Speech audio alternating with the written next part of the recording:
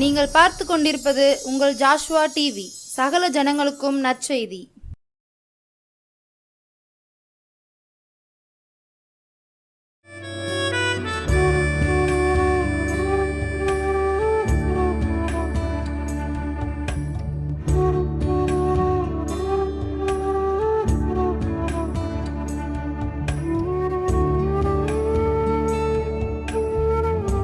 Praise the Lord.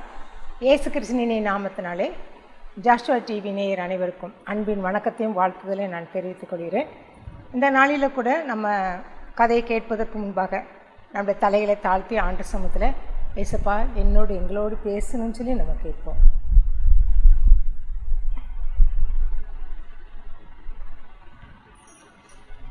அன்பின் பரலோக பிதாவே, இந்த அருமை நேரத்துக்காக நன்றி செலுத்துகிறோம். ஆண்டவரே ஏசப்பா, இம்மட்டும் ஆண்டவரே எங்களை பாதுகாத்து நடத்தி வந்தீரப்பா, அந்த அன்புக்காக நன்றி செலுத்துகிறோம். ஆண்டவரே கடந்த 7 மாதங்கள் எங்களை கண்மணி போல பாதுகாத்து ஏசப்பா, இந்த 8வது மாதத்தில் கூட பிரவேசிப்பதற்கு உதவி செய்தீரப்பா, அந்த அன்புக்காக நன்றி செலுத்துகிறார் ராஜா. நாங்கள் நிற்பதும் நிர்மலமாகாதிருப்பதும் உமது சுத்த கிருபையும் உமது இரக்கங்களுக்கு முடியலேன்னு சொன்ன வேத வசனத்தின்படியாக ஆண்டவரே எங்களை இம்மட்டும் எங்களை ஆண்டவரே ஏந்தி சுமந்து தாங்கி தப்பிவித்த அன்புக்காக நன்றி செலுத்துகிறார் ராஜா.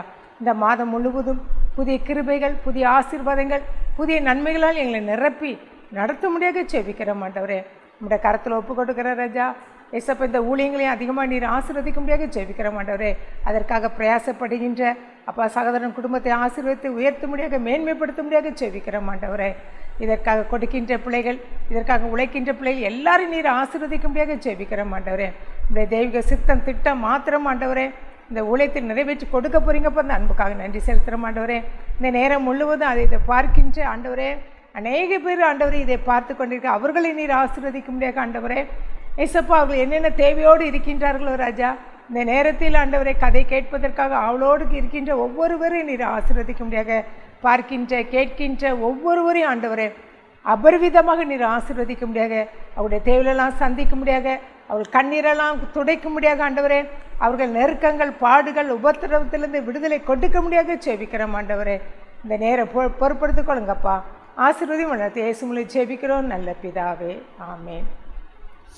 ஐயோ, என் கால் போச்சு, வலி தாங்க முடியலையே, என்னால் முடியலையே, ஐயோ நான் என்ன பண்ணுவேன், என்னால் முடியலையே, என் கால் வலி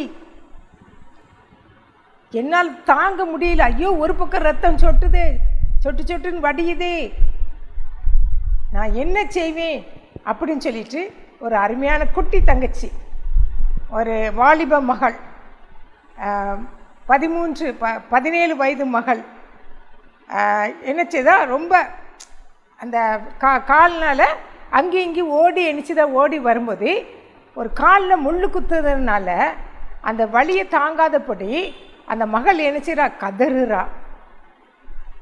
ரோசிங்கிற அந்த சின்ன பொண்ணு ரொம்ப கதறா, தாங்க முடியலையே அப்படின்னு சொல்லி அழுது கொண்டிருக்கின்றா. இது ஒரு கற்பனையின் கதையாக இருந்தாலும் நம்மளை சிந்திக்கக்கூடிய ஒரு கதை. இதை வாசித்தே எனக்கு அதிகமாக பிரயோஜனமாக இருந்துச்சு. அதனால் நான் உங்களுக்கு என்ன செய்கிறேன், அந்த கதையை உங்களுக்கு என்ன செய்யணும்னு சொல்கிறேன். ஒரு அருமையான அந்த ஒரு கிராமத்தில் ஒரு அருமையான இந்த சின்ன மகள் ரோசிங்கிற சின்ன மகள் இருந்தா. அப்போ ஒரு நாள் அவள் கண்ணை கசக்கி அழுது கொண்டே இருக்கிறா. எனக்கு வயிறு வலி வருது, என் கண்ணு தான் எனக்கு என்னது, கண்ணில் தான் ஒன்று கண்ணீர் வருதுன்னு சொல்லி அழுது கொண்டே இருக்கிறா. அழுது கொண்டே இருந்த உடனே அவள் என்ன செய்கிறா, ஒரு தேவதூதர்கிட்ட ஓடி போய் அவங்ககிட்ட போய் சொல்கிறான், இப்படி எனக்கு கண்ணு. அந்த தேவதூதர்கிட்ட போய் தூதரே எனக்கு ஒரு ஹெல்ப் பண்ணுங்க அப்படின்னு சொல்லி கேட்குது. உடனே அந்த தூதர் சொல்கிறாரு, அவள் சொன்ன மாதிரி அந்த தூதர் வந்துடுறாங்க.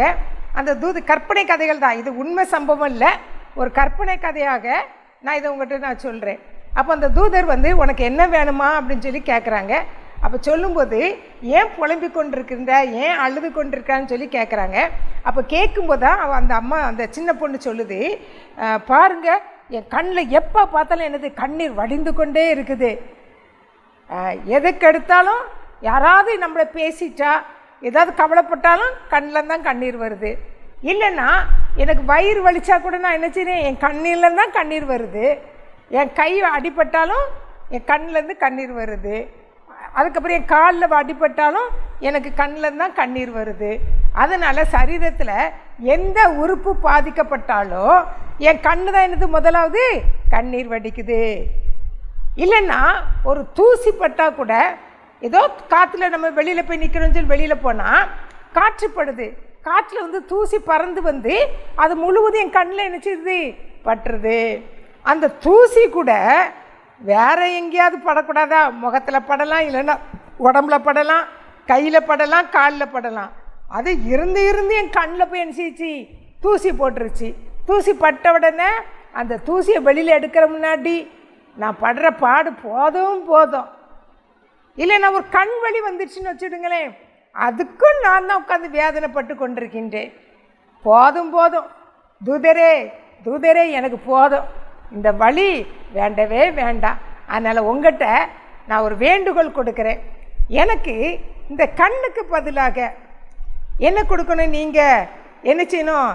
அப்போ உனக்கு என்ன அதுக்கு எல்லாத்தையும் சொல்லிடுச்சு. எனக்கு இப்படிலாம் நடக்குதுன்னு சொல்லிட்டு அந்த தூதர்கிட்ட சொல்லிடுச்சு. சரி, இன்னும் உனக்கு என்ன தான் வேணும்?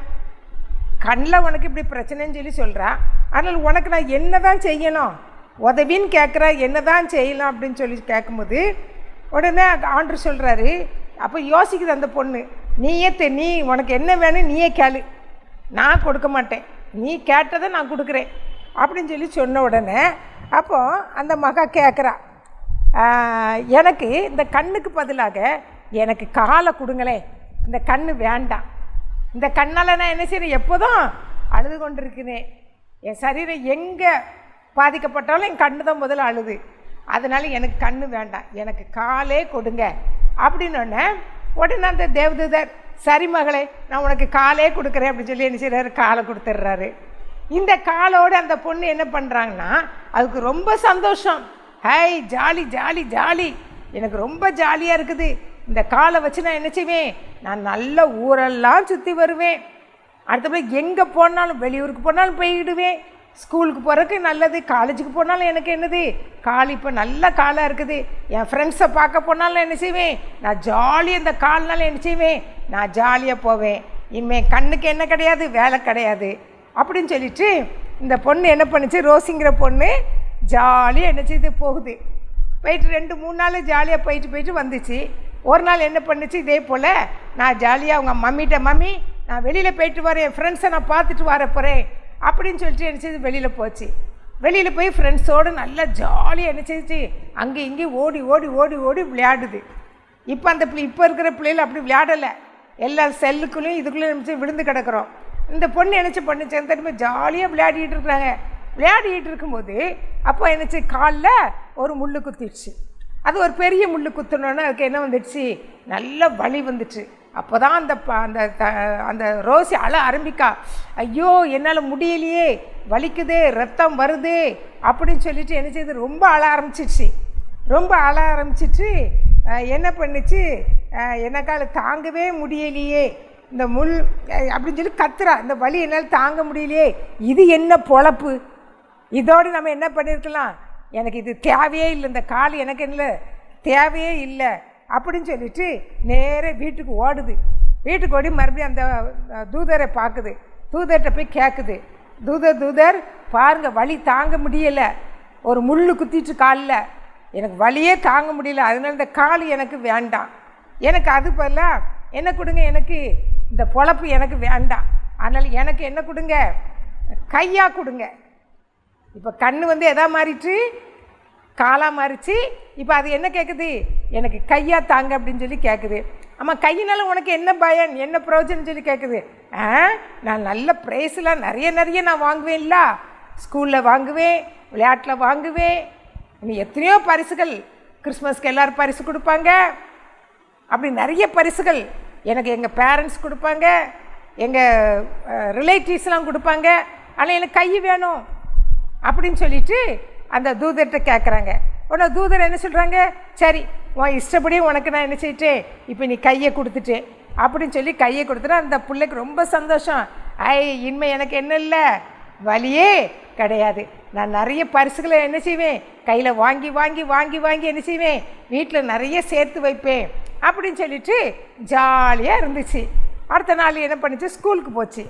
ஸ்கூலுக்கு போகும்போது இப்படி ஒவ்வொரு நாளும் ஒரு வாரம் கழிச்சிச்சு.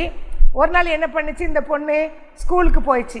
ஸ்கூலுக்கு போனோன்னே அந்த டீச்சர் கேட்குறாங்க, அட்டண்டன்ஸ்லாம் எடுத்து முடித்த பிறகு, நான் நேற்று ஹோம்ஒர்க் போட்டேனே, யாரெல்லாம் கொண்டு வாங்க அப்படின்னு சொல்லி கேட்குதாங்க. கேட்ட உடனே இந்த பொண்ணு என்ன செய்யுது, அப்போ தான் யோசித்து பார்க்க, ஐயையோ நம்ம என்ன பண்ணலை, ஹோம்ஒர்க் செய்யலையே அப்படின்னு சொல்லிட்டு போய் நிற்குது. உடனே டீச்சர்ஸ் என்ன பண்ணுறாங்க, ஹோம்ஒர்க் செய்யலையே, அங்கே வா அப்படின்னு சொல்லி அவளை கூப்பிட்ற, ரோசி நீங்கள் வான்னு சொல்லி கூப்பிட்டு அவளை என்ன பண்ணுறாங்க, கையில் ஓங்கி ஒரு பெரிய அடி எணிச்சிருக்கிறாங்க, வைக்கிறாங்க.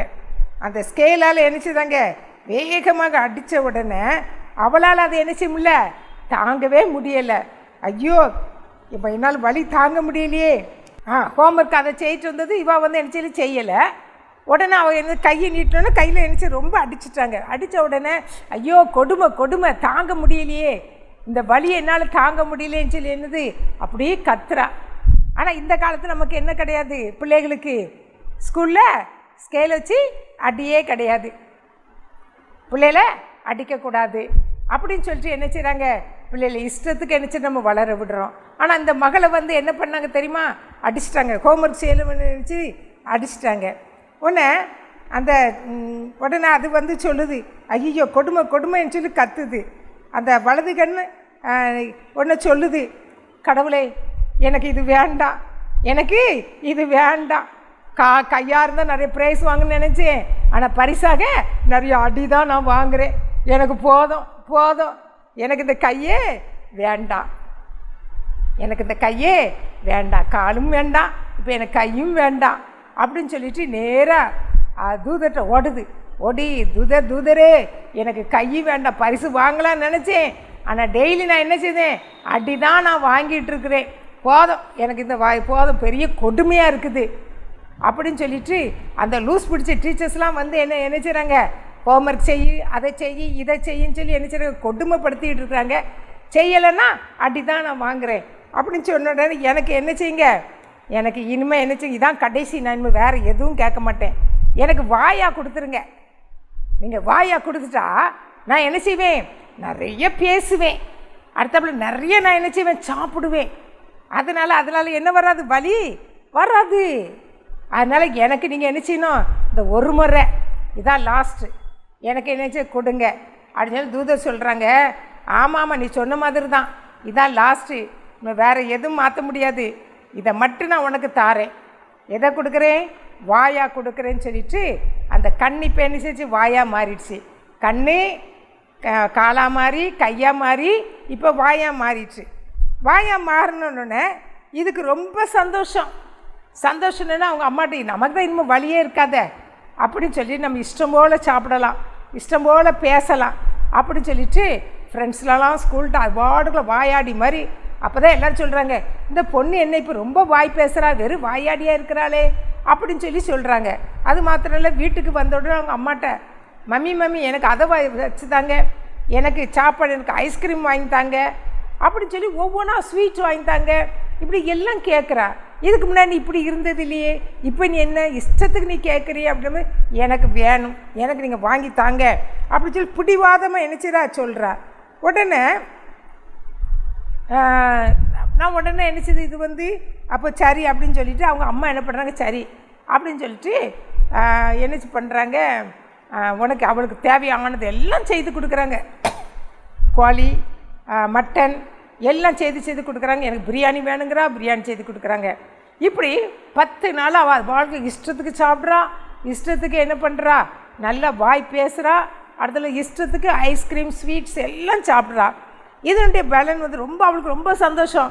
இனிமேல் எனக்கு எந்த வழியும் வராது, நான் ரொம்ப சந்தோஷமாக இருக்கிறேன் அப்படின்னு சொல்லி கண்ணை பார்த்து அடிக்கடி சொல்லிட்டே இருக்கு. பார்த்தியா நீ கண்ணாக இருக்க போன எப்படி அழுதேன், பார்த்தியா நான் காலாக இருக்கும்போது நான் என்னைக்கு முள்ளு குத்தி நான் எவ்வளோ வேதனைப்பட்டேன், பார்த்தியா பாரு, இப்போ பாரு நான் கையாக இருந்து கையில் அடி வாங்கினேன், எவ்வளோ கஷ்டப்பட்டேன் பாரு, இப்போ எவ்வளோ சந்தோஷமாக இருக்கிறேன், என் சரீரம் முழுவதும் மகிழ்ச்சியாக இருக்குது, நல்ல ஐஸ்கிரீம் சாப்பிட்டேன், நல்ல ஸ்வீட் சாப்பிட்டேன், நல்ல பிரியாணி அப்படின்னு சொல்லிட்டு எனக்கு ரொம்ப சந்தோஷமாக ஒரு 10 நாள் ரொம்ப சந்தோஷமாக என்ன செய்தா சாப்பிட்டுட்டு இருக்க இந்த சூழ்நிலையில் அந்த மகளுக்கு என்ன செய்ச்சு, ஒரு நாள் காலையில் எந்திரிக்கிறா.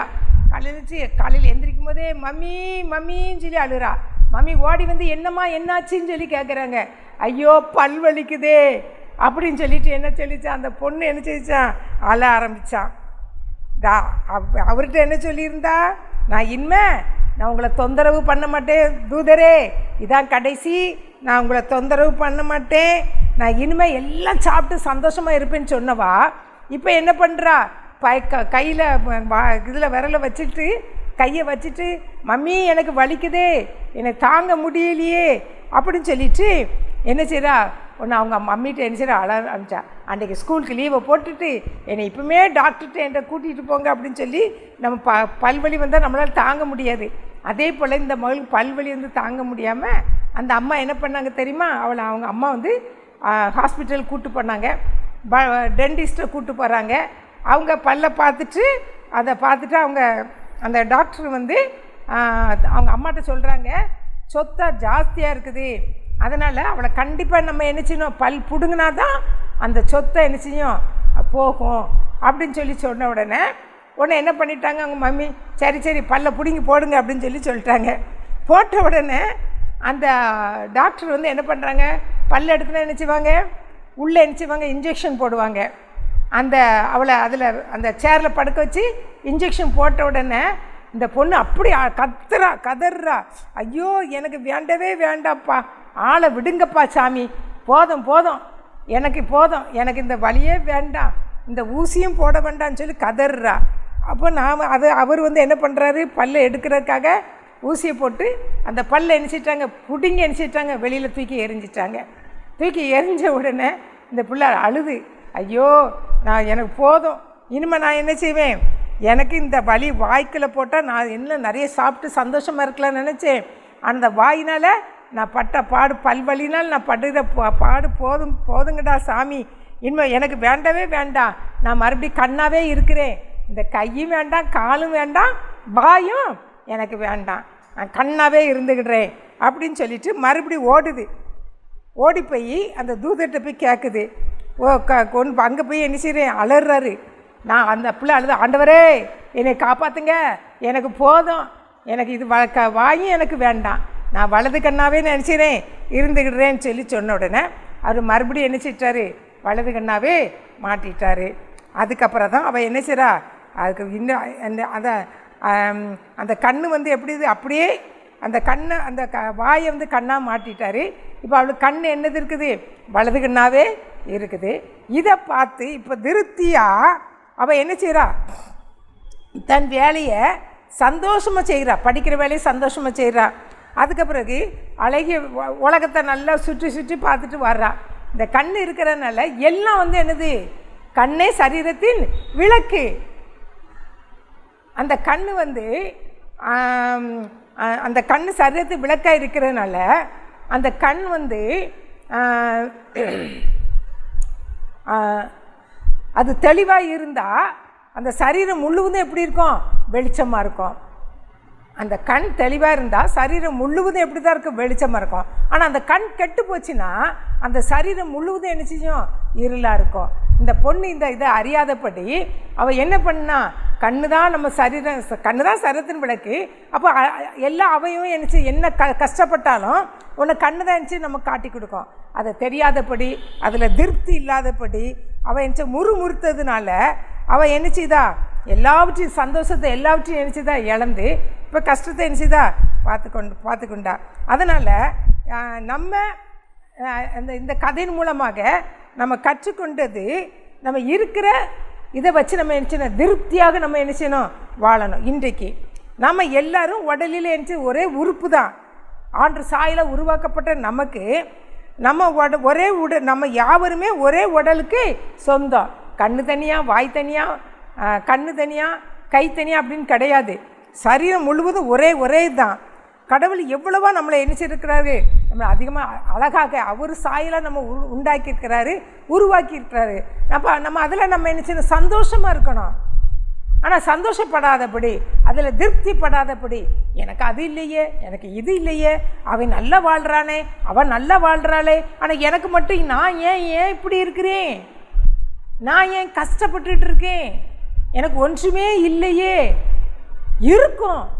இருந்தாலும் அதில் திருப்திப்படாதபடி ஏன் ஏன் எனக்கு மட்டும் இந்த வாழ்க்கை, மற்றவங்களாம் நல்லா இருக்காங்களே, நான் திருப்தியாக எனக்கு வாழ முடியலையே, எனக்கு அது இல்லையே இது இல்லையேன்னு சொல்லிட்டு நம்ம என்ன செய்யணும், புலம்பிக்கிட்டே இருக்கிறோம், முறுமுறுத்துட்டே இருக்கிறோம். நம்ம 2 சேலை எடுத்திருப்போம், அதில் நமக்கு எனக்கு திருப்தி இருக்காது.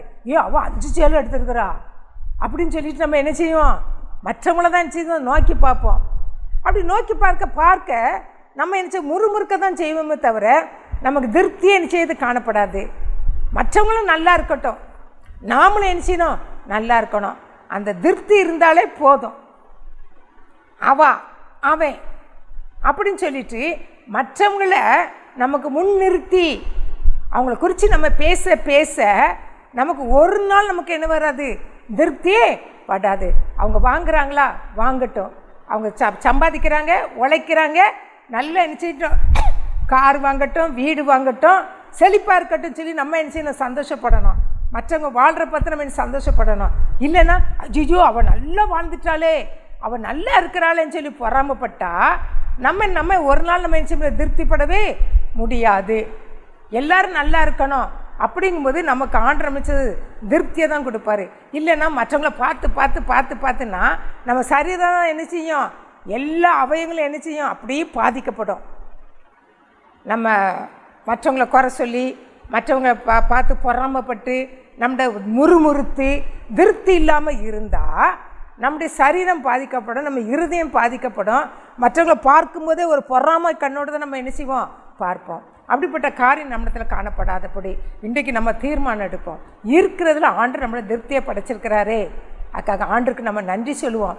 நல்ல கைகளை கொடுத்துருக்கிறாரே, நல்ல காலு, சரீரத்தில் எந்த பாதிப்பு இல்லாதபடி நம்மளை உயிரோடு ஜீவனோடு நம்ம வைத்திருக்கிறாரே, அதில் நம்ம திருப்திப்படுவோம். ஆண்டவருக்கு நல்ல சரீரத்தை கொடுத்துருக்கிறாரு அப்படின்னு சொல்லி அதில் நம்ம திருப்திப்படுத்துவோம். நல்ல வீடு வாசலை கொடுத்துருக்கிறாரு, நல்ல வாகனங்களை கொடுத்துருக்கிறாரு அப்படின்னு சொல்லி நம்ம என்ன செய்வோம், திருப்தியோடு நம்ம என்ன செய்யணும், வாழணும். நம்மளை திருப்திப்படுத்துறது யார், ஒருத்தர் தான், மனுஷங்க தான்.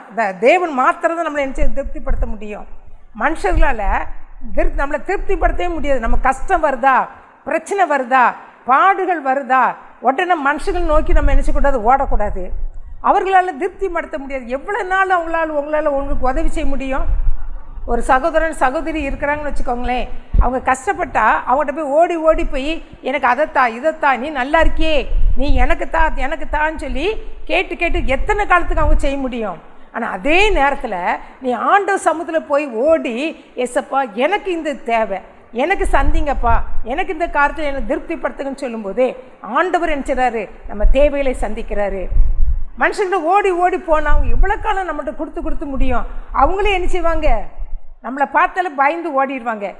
இவள் வாராப்பாது, அவள் ஃபோன் போட்டாலும் நம்ம என்ன செய்ய மாட்டோம், எடுக்க மாட்டோம். தொந்தரவு பண்ணி நம்மளை என்ன செய்ய ஓயாமல் என்ன செய்கிறா, நச்சரிச்சுக்கிட்டே இருக்கிறாளே அப்படின்னு சொல்லிட்டு நம்ம என்ன செய்வோம், அவங்கள ஒரு கடனாளி மாதிரி நினச்சி நம்ம என்ன செய்வோம், கடன்காரி மாதிரி நினச்சி நம்ம என்ன செய்வோம், ஓடி போயிடுவோம். ஃபோன் எடுக்க மாட்டோம். ஃபோன் வந்தால் கூட அவள் அவள் ஃபோன் என்ன கேட்பா, எனக்கு ரூபா தாங்கம்பா, இல்லைன்னா அதை தாங்க இதை தாங்கன்னு சொல்லிட்டு இதை தான் நம்ம நச்சரிச்சுக்கிட்டு இருப்பா. அதனால் என்ன செய்ய, நம்ம அவட்டுக்கு ஃபோன் எடுக்கக்கூடாதுன்னு சொல்லி நம்மளை பற்றி தான் குறை சொல்லுவாங்க. அதனால் தயவு செய்து நம்ம நம்ம ஒரு காரியம் வேணும்னா மற்றவங்களை குறித்து நம்ம என்ன செய்யக்கூடாது, எனக்கு அவளுக்கு இருக்கே இவளுக்கு இல்லையேன்னு சொல்லி மற்றவங்களை குறித்து முறுமுறுக்கக்கூடாது. அதே காலத்தில் இருக்கிற இதில் நம்ம என்ன செய்ய திருப்தியாக வாழணும். ஆண்டவர் கொடுத்துருக்கிறாரே, நல்ல பிள்ளை கொடுத்துருக்கிறாரே, நல்ல என்ன செய்கிற கல்வியை கொடுத்துருக்குறாங்களே, நல்ல வசதி வாசல்களை ஏற்படுத்தி கொடுத்துருக்கிறாரு அப்படின்னு சொல்லி ஆண்டவருக்கு நம்ம நன்றி சொல்லி ஒவ்வொரு நாள் நம்ம என்ன செய்யணும், வாழ்ந்து கொண்டிருக்கோம். ஒரு நமக்கு வசதி இருக்கும், வசதி இருந்தாலும் நம்ம இன்னும் திருப்தி இல்லாமல் வாழ்ந்துக்கிட்டு இருப்போம். குறைவில்லவங்க திருப்தி இல்லாமல் இருப்பாங்க. ஆனால் வசதி படைத்தவங்களும் என்ன செய்வாங்க, திருப்தி இல்லாமல் என்ன செய்வோம், வாழ்ந்து கொண்டிருக்கின்றோம். ஆண்டவர் நம்ம கேட்போம், ஏசப்பா எனக்கு எல்லா சூழ்நிலையும் எப்பொழுதும் என்னை நீங்கள் திருப்திப்படுத்துவாங்க. அவர் நம்மளை கண்மலையின் தேனினால, அவர் நம்மளை உச்சிதமான கோதுமையினாலும் கண்மலையின் தேனினாலும் நம்மளை என்ன செய்கிற திருப்திப்படுத்துகிற தேவன். அது மாத்திரமல்ல, ஆலயத்தின் சம்பூர்ண நன்மையினால் திருப்தியாவீர்கள்னு சொல்லி ஆண்டவர் சொல்கிறாரு. அப்போ ஆண்டு சமூகத்தில் உட்கார்ந்து ஏசப்பா அதில் திருப்திப்படுத்துகிற தேவன். சம்பூர்ண நன்மையினால் வானத்தின் பலகணிகளை திறந்து நம்மை ஆசீர்வதிக்கிற தேவன். நம்ம ஆண்டு சமூகத்தில் போய் அமருவோம். மனிதர்களுக்கு போகிறது நேரத்தை வேஸ்ட் பண்ணாதபடி ஆண்டு சமூகத்தில் போய் உட்கார்ந்து, ஏசப்பா இந்த காரியத்தில் என்னை திருப்திப்படுத்துங்கப்பா, என் தேவையை சந்திங்கும் போது ஆண்டு சமூகத்தில் நிற்கும் போது ஆண்டு நம்முடைய தேவைகளை என்ன செய்கிறாரு? சந்திக்கிற தேவனாக இருக்கிறாங்க. எல்லாருக்கும் போராட்டம் வரும், பிரச்சனை வரும், பண பிரச்சனைகள் வரும், நெருக்கங்கள் வரும். அந்த நேரத்தில் நம்ம திருப்திப்படாத காரியங்கள் வரும். ஐயோ எனக்கு இதில் திருப்தியிலேயே ஒருவேளை சரீரத்தில் வியாதிங்கிறதுனால நமக்கு வரும். எனக்கு மட்டும் வந்துடுச்சே, என் பிள்ளை கெட்ட வழியிலே நடக்கிறானே, தவறான மற்ற பிள்ளைகள் போது அவன் நல்லா திருமணமாகி நல்லா இல்லையே அப்படி சொல்லி அப்படிப்பட்ட காரியங்கள்லாம் நம்ம முன்னாடி கண் முன்னாடி நிற்கும். திருப்தி இல்லாத காரியங்கள். எல்லாருக்கும் ஒரு பாடு உண்டு, எல்லாருக்கும் ஒரு முள் கொடுக்கப்பட்டிருக்குது. பவுலடியார் சொல்லுவார், ஆண்டு சொல்கிறாரு, இந்த உனக்கு ஒரு முள் கொடுக்கப்பட்டிருக்குது, பலவீனங்கிற முள். அதேபோல் எல்லாருக்குள்ளேயும் ஆண்டு ஒரு முள் கொடுப்பாரு. அந்த முள்ளை நம்ம சகிச்சு, அந்த சோதனையை சகிச்சு ஏசப்பான்னு சொல்லி கேட்கும்போது ஆண்டு நம்மளை என்ன செய்கிற? திருப்திப்படுத்துகிற தேவனாக.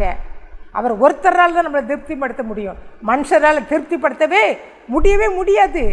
இன்னும் முறுமுறுப்போம், அவன் எனக்கு செய்யலையே, நான் எத்தனை தரம் போய் கேட்டேன், அவன் எனக்கு செய்யலை. அவங்க எத்தனை முறை செய்ய முடியும்? அவங்களுக்குன்னு ஒரு குடும்பம் வந்துடும், அவங்களுக்குன்னு பிள்ளை வந்துடும், அவங்களுக்கு தேவை வந்துடும். அப்படிங்கும்போது வயாமல் போய் அவங்க வாசலில் நிற்கும்போது உங்களுக்கு தான் பிரச்சனை. அதனால் ஆண்டு சமூகத்தில் போய் ஏசப்பா எனக்கு தேவைன்னு சொல்லி கேட்கும்போது அவங்க தானாகவே உன் சகோதரனே கொடுக்க மாட்டேன்னு சொல்லி சகோதரனே ஓடி என்ன செய்வாங்க? சகோதரியே ஓடி உனக்கு என்ன செய்வாங்க? உதவி செய்வாங்க, உங்களை திருப்திப்படுத்துவாங்க.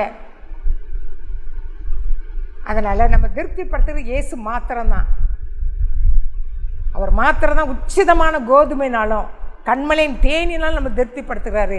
அடுத்தது ஆலயத்தின் சம்பூர நன்மையினால் நம்மளை திருப்திப்படுத்துகிற தேவன். ஆனால் ஆண்டு சமூகத்தில் நம்ம கேட்போம், ஏசப்பா அவர் தான் பலகணிகள் திறக்க முடியும், எனக்கு திருப்தியான ஆசீர்வாதங்களை தாங்கப்பா, நிறைவான ஆசீர்வாதங்களை தாங்கப்பா அப்படின்னு சொல்லி கேட்கும்போது ஆண்டவர் ஆசீர்வதிக்கிற தேவன். உலக பிரமண ஆசீர்வாதத்தினாலும் ஆவிக்குரிய ஆசீர்வாதத்தினாலும் ஆண்டவர் நம்மளை என்ன செய்கிறாரு?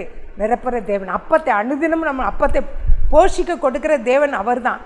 அவர்கிட்ட கேட்டு அவர் நம்மளை திருப்திப்படுத்தும் போது அதை மாதிரி சந்தோஷம் வேறு எங்கேயுமே கிடையாது. நம்ம ஆண்டவர்கிட்ட கேட்டு மனதிற்கு ஓடாதபடி, ஏசப்பா என்னை திருப்திப்படுத்துங்க, எனக்கு அதில் குறைய இதில் குறையன்னு சொல்லி குறை சொல்லாதபடி, எதை குறித்து குறை சொல்லாதுங்க. இருக்கிறதுல நம்ம சந்தோஷப்பட்டு ஆண்டு எனக்கு கொடுத்துருக்கிறாரு நன்றின்னு சொல்லி நம்ம வாழும்போது ஆண்டு நம்மளை என்ன செய்கிறாரு? சந்தோஷமாக இன்னும் அதிகமாக நம்ம என்ன செய்வார்? வாழ வைப்பார். அப்படியே கண்களை மூடி ஆண்டு சமத்தில் ஏசப்பா நீர் பேசின வார்த்தைகளுக்காக கதைகளுக்காக நன்றின்னு சொல்லி ஆண்டு நம்ம நன்றி செலுத்துவோமா? இதுவரை நம்ம ஒரு அருமையான ஒரு கதையை கேட்டோம், ஒரு கற்பனை கதை தான். ஆனால் ஆண்டு நம்மளோடு பேசின வார்த்தை, நம்ம திருப்தியாக இருக்கிறோமா இல்லைன்னா அதிருப்தியோடு நம்ம வாழ்ந்து கொண்டிருக்கின்றோமா? ஆண்டு முறுமுறுக்கிறோமா? அவ்வளோலாம் நல்லா வாழ வச்சுட்டு இருக்கிறாரு, என்னை மட்டும் நான் தான் குறைவுள்ளவளாக இருக்கிறேன் அப்படின்னு சொல்லி நம்மளே கேட்டுக்கொண்டிருக்கிறோமா? நம்மகிட்ட ஏதாவது குறை இருக்கும், ஏதாவது குறை இருக்கும். ஒருவருடைய நம்முடைய தவறுகள், நம்முடைய பாவங்கள், அது ஆண்டு சமூகத்தில் ஏசப்பா என்னை குறைவுபடுறதுக்கு என்னை திருப்திப்படுத்தாத காரியம் என்னன்னு சொல்லி ஆண்டு சமூகத்தில் கேட்கும்போது, என்னை சரி பண்ணுங்கப்பான்னு சொல்லி கேட்கும்போது ஆண்டு நம்மளை சரி பண்ணி நம்மளை சரியான விதத்தில் நடத்தி நமக்கு வேண்டிய ஆசீர்வாதத்தை, திருப்திகரமான ஆசீர்வாதத்தை கொடுத்து ஆசீர்வாதத்தை உயர்த்துகிற தேவன் அவர் மாத்திரம்தான். அன்பின் பரலோக பிதாவே, இந்த அருமையினத்துக்காக நன்றி செலுத்துகிற ஆண்டவரே, எங்களோடு பேசின உடைய வேத வசனத்தின்படியாக எங்களை திருப்திப்படுத்துகிற தேவனாக நீர் நடத்திருக்கிறீரப்பா. அந்த அன்புக்காக நன்றி செலுத்துகிற ஆண்டவரே. அந்த இஸ்ரவேல் ஜனங்களை எப்படி நீர் வழி நடத்தி வந்தீர் ராஜா. அவர்கள் முறுமுறுத்தாங்க, ஆனால் ஒரு குறைவில்லாதபடி அவர்கள் கால் வீங்கலை. வானத்தின் அப்பத்தினால் நீர் போஷித்தீர். காடை கேட்டாங்க, காடை கொடுத்தீங்க. இப்படி போஷிக்கிற தேவன், திருப்திப்படுத்தி போஷிக்கிற தேவன், அந்த தெய்வத்தை நாங்கள் வணங்குகிறோம் ராஜா. நீங்கள் எங்களை திருப்திப்படுத்தி எங்களை ஆசீர்வதித்து நடத்த முடியாத ஜெபிக்கிறோம் ஆண்டவரே. ஆசீர்வதி நடத்த இயேசு மூலம் ஜெபிக்கிறோம் நல்ல பிதாவே, ஆமென்.